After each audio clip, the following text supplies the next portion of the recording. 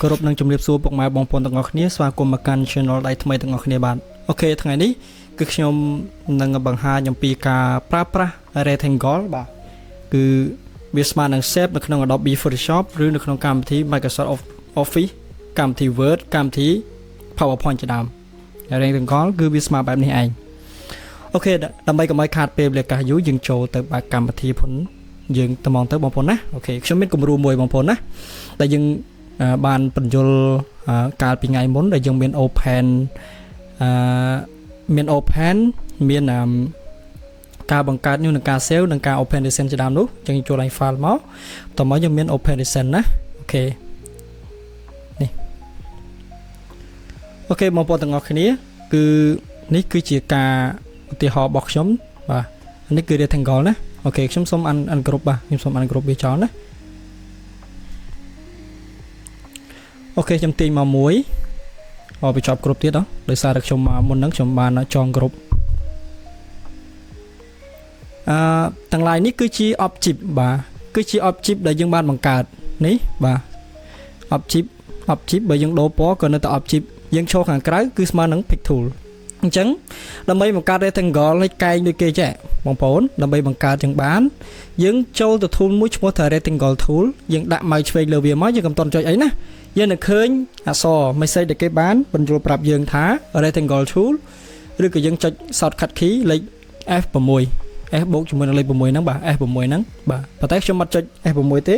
គឺខ្ញុំចុចលើវាមកអូខេបងប្អូនពេលបងប្អូនឃើញបាទពេលបងប្អូនឃើញវានឹង load default វាដំបូងគឺ00បានទេបាទតែដោយសារខ្ញុំចុចមុនហ្នឹងណាយើងវាជាប់អូតូអូខេអញ្ចឹងពេលបងប្អូនម្រងចុចលើបងប្អូនចូលលើនេះបងប្អូនចុចចេះវានឹងឃើញ property ថ្មីមួយនេះអូខេណាអញ្ចឹងកន្លែងនេះគឺមានន័យថាខុនណាសោបិទបើកអីហ្នឹងបាទសោបិទបើកអីហ្នឹងណាបិទបើកមាត់វាហ្នឹងអូខេអញ្ចឹងខ្ញុំសូមបញ្យល់ថា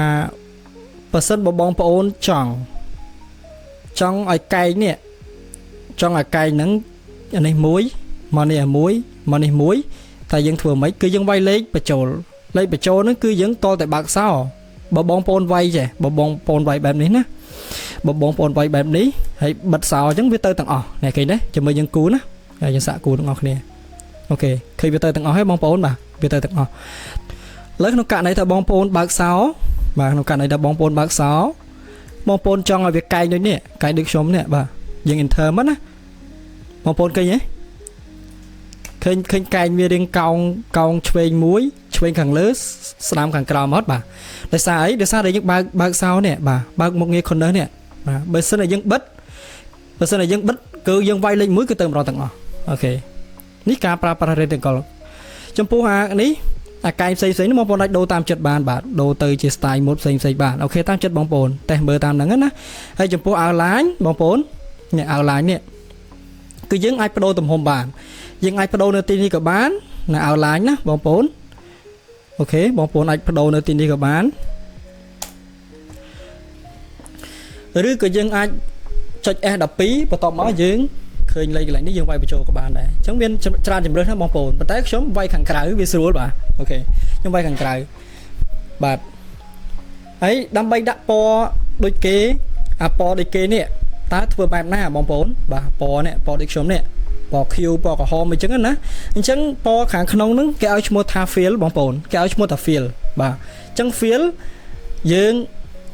fill របស់យើងនេះអា object ទី2ដែលយើងបានបង្កើតនេះគឺវាអត់មានទេបាទវាអត់មាន fill ទេអញ្ចឹងវាមានតែ outline គឺពណ៌ខ្មៅបាទ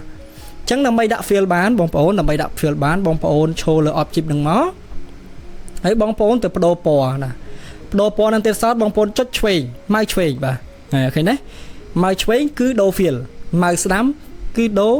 outline បាទនេះឃើញទេតោះនេះបងប្អូនម៉ៅស្ដាំគឺដូរ outline ម៉ៅឆ្វេងគឺដូរ fill បាទនេះតោះនេះបងប្អូនវិញចុះបងប្អូនសួរទៀតថាម៉េចបាន copy ឲ្យបានច្រើនដូចគេចេះបងប្អូនបាទឥឡូវខ្ញុំសុំលុបចោលណាខ្ញុំសុំលុបចោលបាទហើយបងប្អូនចុច បងប្អូនទាញវាមកកបាននេះមិនទាន់ដល់មេរៀននោះទេចាំមេរៀនក្រោយខ្ញុំយើងបញ្យល់បន្តទៀតណាអូខេចឹងបងប្អូនចុចបែបនេះមកទាញវាបែបដាក់លើ document ផងយើងមកបាទហើយបងប្អូនចុចលើ object នឹងមួយតមកបងប្អូនទាញបងប្អូន control មកកុំតណាបលែងណាចុច mouse ស្ដាំចាំបលែងអូខេ mouse ស្ដាំមកចាំបលែងអូខេដាក់បែបនេះមកបាទមួយទៀតណាខ្ញុំចុចមួយទៀតអូខេខ្ញុំមើលវាសំលំមបាទមើលវាសំលំមណាអូខេវា fit គ្នាហើយយើងចុច shift ជាមួយនឹងបូកជាមួយនឹង rectangle របស់យើងនឹងមកខាងក្រោម background ហ្នឹងខាងក្រោយ background ហ្នឹងបន្តមកខ្ញុំចុចវាមកឆ្វេងបាទហើយចុចអក្សរ C អូខេបានបែបនេះបងប្អូនយើងទាញវាមកហើយ control បាទអូខេទាញវាមកហើយ control ហើយចូលមកបន្តមកយើងបលេងមកស្ដាំហើយអក្សរ O មកបាទអក្សរ O មក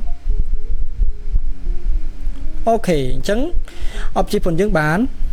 ប៉ុណ្ណេះហើយមិនអញ្ចឹងបងប្អូនណាបានច្រើនហើយនេះអូខេអញ្ចឹងការប្រើប្រាស់ rectangle គឺវាងាយស្រួលមែនតើហើយវាលឿនរហ័សទៀតបាទវាលឿនរហ័សទៀតអញ្ចឹងនៅមេរៀនក្រោយ rectangle នេះខ្ញុំនឹងបញ្ជាក់ប្រាប់បងប្អូនទៀតណាខ្ញុំនឹងបញ្ជាក់ប្រាប់បងប្អូនទៀតណាខ្ញុំនឹងបញ្ជាក់ថា rectangle ហ្នឹងគឺយកទៅធ្វើអីបានច្រើនណាបងប្អូនបាទនេះគ្រាន់តែខ្ញុំប្រាប់ពីរបៀបការប្រើប្រាស់បន្តិចតួចណាហើយនឹងការដូរ property របស់ object rectangle ហ្នឹងអូខេអញ្ចឹងបងប្អូនមេរៀន rectangle គឺសូមបញ្ចប់ប៉ុណ្ណេះបាទអរគុណ